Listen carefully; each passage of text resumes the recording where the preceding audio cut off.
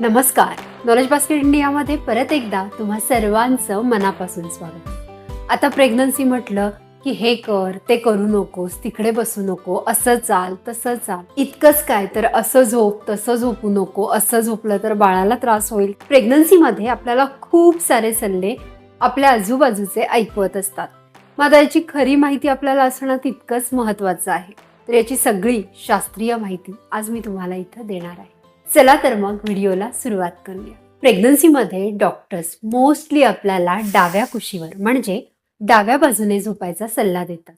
याचं कारण काय असेल तर याच संदर्भात नीट जाणून घेण्यासाठी आपल्या शरीराची अॅनाटॉमी, शरीररचना थोडीशी आपण इथं समजून घेऊया. आपल्या पाठीच्या एक्झॅक्ट पॅरलल 2 रक्तवाहिन्या पास होतात. तर यातली जी मेजर वेन आहे, ज्याला एओर्टा असं म्हणतात, ही हृदयापासून ऑक्सिजनेटेड ब्लड आपल्या बॉडीच्या खालच्या पार्टकडे इन्क्लुडिंग आपल्या गर्भाशयाकडे हे ऑक्सिजनेटेड ब्लड पुरवत असते. तर त्याला म्हणतात एओर्टा, जी आपल्या स्पाईनला पॅरलल असते. आणि या वेनला समांतर आणि स्पाईनला समांतर अजून एक मोठी वेन, ज्याला IVC म्हणजे इन्फिरियर वेना केवा असं म्हणतात. ही जी वेन आहे, ही जी वाहिनी आहे, ही डिऑक्सिजनेटेड जे रक्त असतं म्हणजे ज्याच्यात ऑक्सिजन नसलेलं डिऑक्सिजनेटेड ब्लड लोअर पार्ट्समधून, लेग्समधून, युट्रसमधून आणि तुमच्या पेल्विस रिजनमधून पुन्हा एकदा फिल्ट्रेशनसाठी आपल्या हार्टकडे नेत असतं. म्हणजे 2 मोठ्या रक्तवाहिन्या, पहिली ज्याला एओर्टा असं म्हणतात, जी ऑक्सिजनेटेड ब्लड पुरवतं, आणि दुसरी IVC ही डिऑक्सिजनेटेड ब्लड परत बॅक टू हार्ट आपल्या हृदयाकडे पोहोचवत असते. आणि याला समांतर थोडंसं वर असतं आपलं गर्भाशय. आता हे जे गर्भाशय असतं, जसजसं मोठं होतं तसतसं हे गर्भाशय या दोन्ही मेजर वेन्सवर म्हणजे ह्या दोन्ही मेजर रक्तवाहिन्यांवरती प्रेशर आणतं, त्या कॉम्प्रेस करतं. आणि या मेजर वेन्सच्या झालेल्या कॉम्प्रेशनमुळे आपल्या गर्भाशयाला आणि पर्यायाने आपल्या बाळाला सुद्धा कमी रक्तपुरवठा होतो. म्हणजेच काय, जेव्हा आपण पाठीवर झोपतो त्यावेळेला गर्भाशयाचं पूर्ण प्रेशर या 2 रक्तवाहिन्यांवर येतं, त्याचं कॉम्प्रेशन होतं आणि मग गर्भाला आणि तुमच्या गर्भाशयाला कमी रक्तपुरवठा होतो. पण हेच जर तुम्ही एका बाजूला एका कुशीला झोपला तर तुमच्या या 2 वाहिन्या आहेत यांच्यावरचं प्रेशर कमी होणार आहे, त्या कॉम्प्रेस होणार नाही आणि पर्यायाने तुमच्या गर्भाशयाला आणि बाळाला छान रक्तपुरवठा होणार आहे. म्हणूनच जेव्हा लेबर रूममध्ये किंवा डिलिव्हरीसाठी आपण जातो आणि ज्या वेळेला बाळाचे हार्टबीट्स कमी झालेलं आहे असं डॉक्टरांना कळतं, त्यावेळेला ते इमिडिएटली त्या स्त्रीला, गर्भवतीला एका कुशीवर झोपवतात.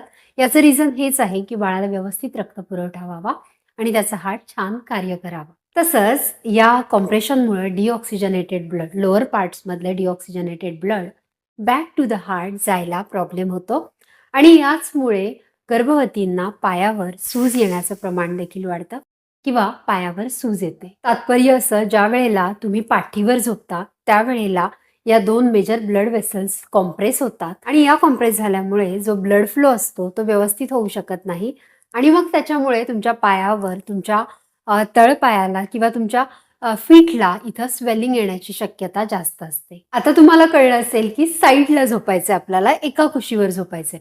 मग याच्यामध्ये कुठल्या कुशीवर, लेफ्ट की राईट?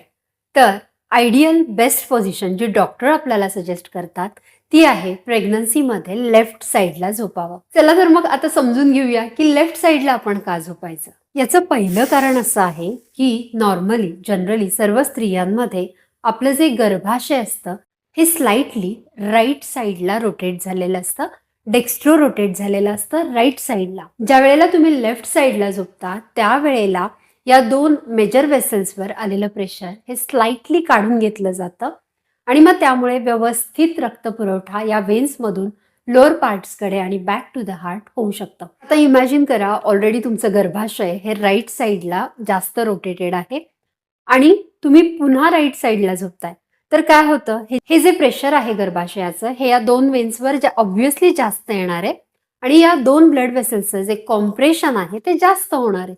म्हणून डॉक्टर आपल्याला लेफ्ट साईड सजेस्ट करतात. आता मैत्रिणींनो, दुसरं महत्त्वाचं कारण समजून घ्या. IVC इन्फिरियर वेना केवा, ज्या वेनविषयी आपण सुरुवातीला बोललो होतो, जी आपल्या लोअर पार्टमधून डिऑक्सिजनेटेड ब्लड पुन्हा एकदा हार्टकडे नेते, तर ही जी वेन आहे ही आपल्या उजव्या बाजूला असते. ज्या वेळेला आपण उजवीकडे झोपतो त्यावेळेला ही वेन जास्त कॉम्प्रेस होऊन आपल्या लोअर पार्टचं जे डिऑक्सिजनेटेड ब्लड आहे ते बॅक टू हार्ट नीट जाणार नाही किंवा कमी प्रमाणात जाईल आणि मग आपल्या पायावर सूज येण्याचं प्रमाण वाढू शकतं. आणि म्हणून देखील आपल्याला राईट साईडला झोपायचं नाही. जर आपण लेफ्ट म्हणजे डाव्या कुशीवर झोपलो तर मग या IVC वरचं प्रेशर कॉम्प्रेशन थोडं कमी होणार आहे आणि व्यवस्थित ब्लड फ्लो टुवर्ड्स हार्ट सुद्धा होणार आहे. तिसरं महत्त्वाचं कारण मैत्रिणींनो, ज्या वेळेला आपण डाव्या कुशीवर झोपतो त्यावेळेला आपल्या लिव्हरवरचं आणि किडनींवरचं प्रेशर देखील it is taken of means काढून घेतलं जातं किंवा कमी होतं.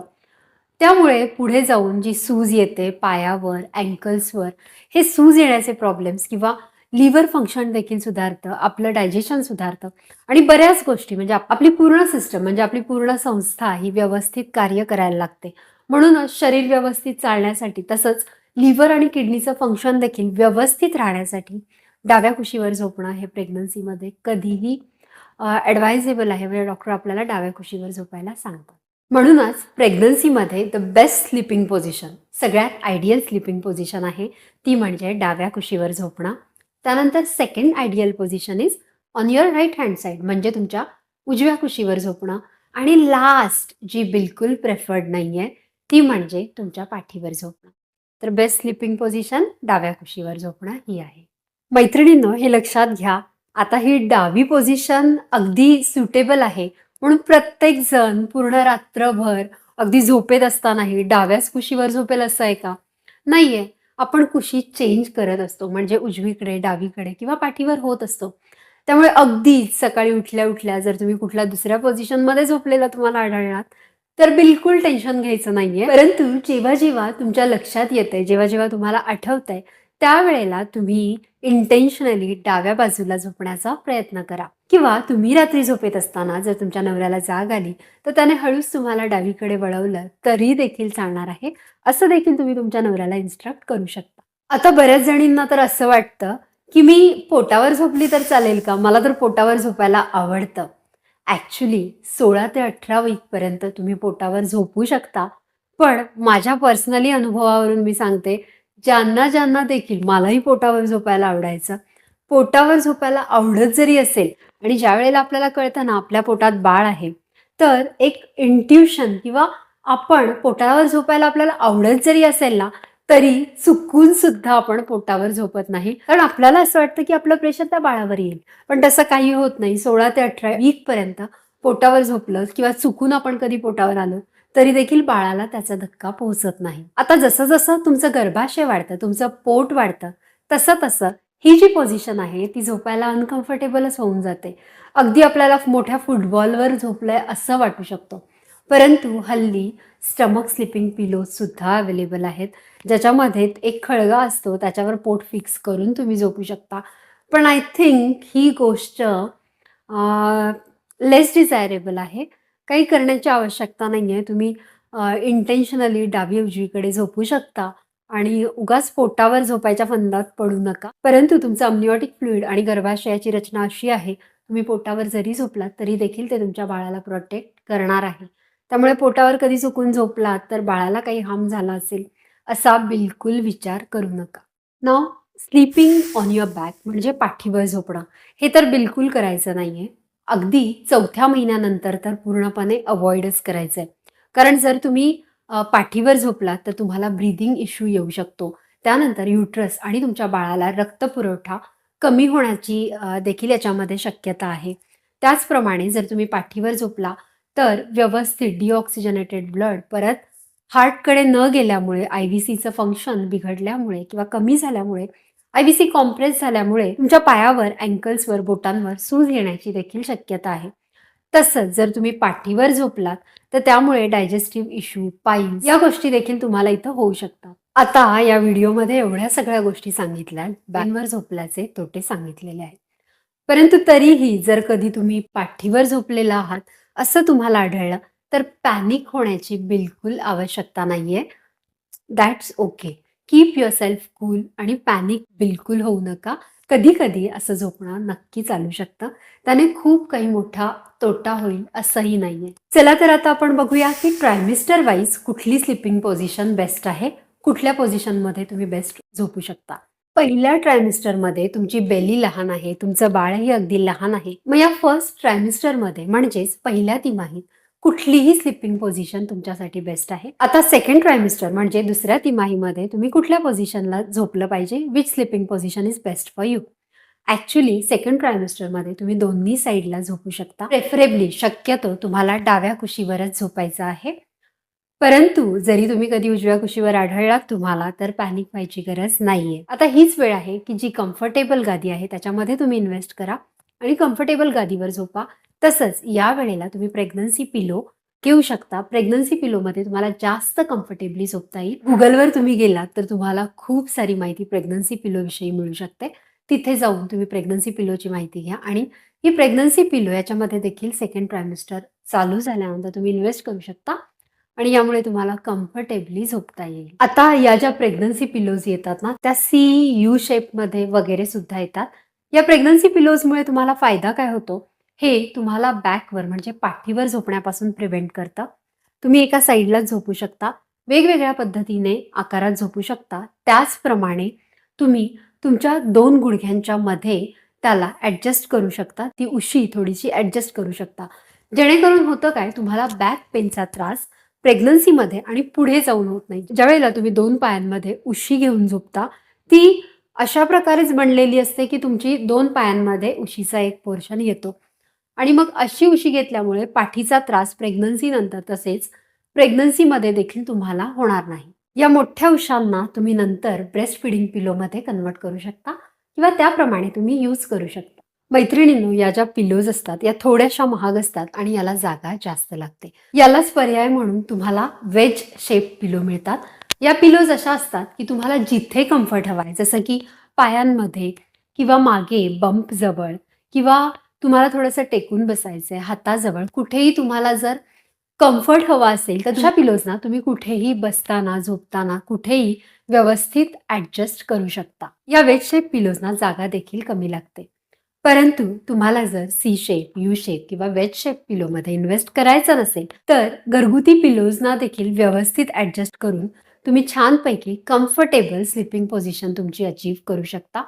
पायामध्ये एक उशी घेऊन, मागे एक उशी ठेवून, पुढे हातांखाली एखादी उशी ठेवून तुम्ही व्यवस्थित झोपू शकता. त्यामुळे झोपायची पोझिशन कशी मॅनेज करायची, अगदी घरगुती उशांनी देखील कशी मॅनेज करायची, तुम्हाला कम्फर्टेबल कसं वाटतंय हे शिकणं देखील तितकंच महत्त्वाचं आहे. आता आपण बघूया शेवटच्या ट्रायमिस्टरमध्ये कसं झोपायचं. या प्रेग्नन्सी पिलोज किंवा ज्या घरगुती पिलोज तुम्ही वापरताय ते अशाच वापरणं तिसऱ्या ट्रायमिस्टरमध्ये, तिसऱ्या तिमाहीतही कंटिन्यू ठेवा. मॅक्सिमम वेळेला लेफ्ट बाजूला झोपायचा प्रयत्न करा. कधी तुम्हाला अगदी पाठीला आराम हवाय म्हणून पाठीवर झोपावंसं वाटलंच तर तुम्ही टिल्टेड बसून किंवा तुमचा बेड टिल्टेड असेल तर तो असा टिल्ट करून मग तुम्ही अशा पद्धतीने पाठीवर थोडा वेळ झोपू शकता. परंतु ट्राय करा की लेफ्ट कुशीवर तुम्हाला झोपायचं आहे. तर प्रेग्नन्सीमध्ये खूप साऱ्या गोष्टी काळजी करण्यासारख्या आहे. झोप ही देखील त्यातली गोष्ट, पण या सर्व लिस्टमध्ये सगळ्यात टॉपची नक्कीच नाहीये. त्यामुळे जास्त काळजी देखील करू नका. आय होप ही माहिती तुम्हाला खूप आवडली असेल, युजफुल वाटली असेल. ही माहिती तुम्हाला आवडली असेल तर लाईक करा, शेअर करा आणि अशा छान नवनवीन माहितीपूर्ण व्हिडिओसाठी नॉलेज बास्केट इंडियाला सबस्क्राईब करा.